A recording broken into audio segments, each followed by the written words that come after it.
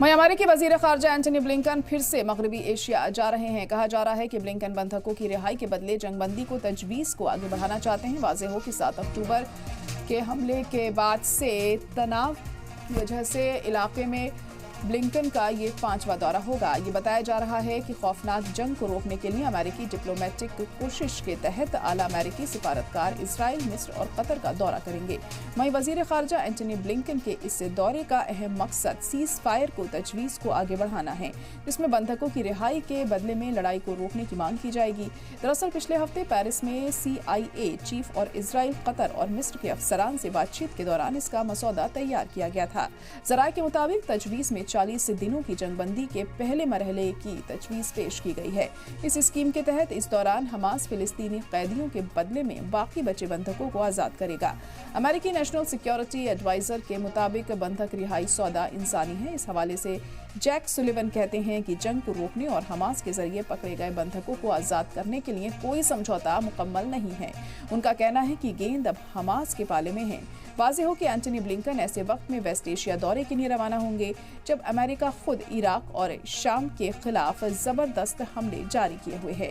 Jordan में अमेरिकी airbase पर हुए हमले से अमेरिका की नाराजगी बढ़ी है, जिससे हमले में 3 अमेरिकी फौजी हलाक हुए थे और यही वजह है कि अमेरिकी हमले में रोज बरोज शिद्दत आती जा रही है। व्हाइट हाउस ने कहा है कि उनका इरादा इराक, सीरिया और यमन में ईरान हमला जारी रखने का है।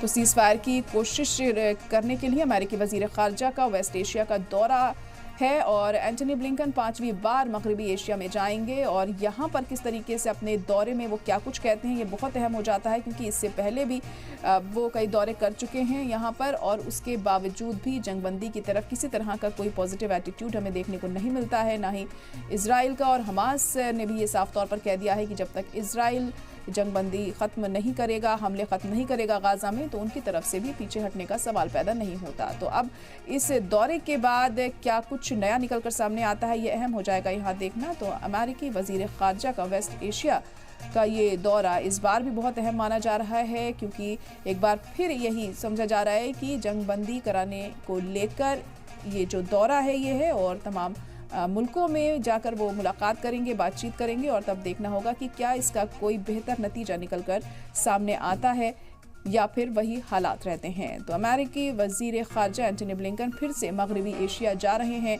ब्लिंकन बंधकों की रिहाई के बदले जंगबंदी को तजवीज़ को आगे बढ़ाएंगे।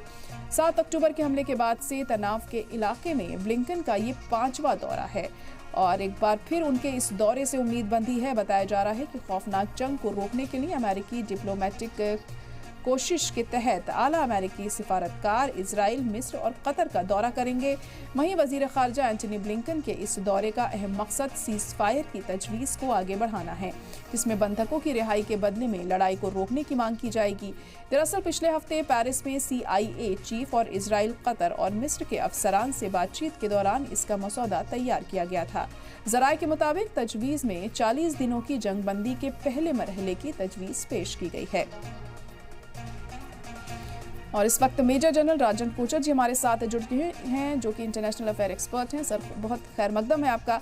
राजन जी, अब एंटनी ब्लिंकन एक बार फिर इस दौरे पर आ रहे हैं, वेस्ट एशियन कंट्रीज़ में वो जाएंगे। इससे पहले भी 4 बार उनका दौरा हो चुका है, लेकिन कोई ख़ास नतीजा नहीं निकलता है। इस दौरे से क्या उम्मीद की जाए? ये इनका 5वां दौरा होगा जी, और जी। इस दौरे में मुझे ऐसे लगता है कुछ उम्मीद सामने आ रही है। और हाल ही में अभी पेंटागन के जो प्रेस सेक्रेटरी हैं, ब्रिगेडियर जनरल, वो उन्होंने मीडिया में ये ब्रीफिंग दी कि अमेरिका के मिडिल ईस्ट पॉलिसी में 4 मेजर ऑब्जेक्टिव्स हैं।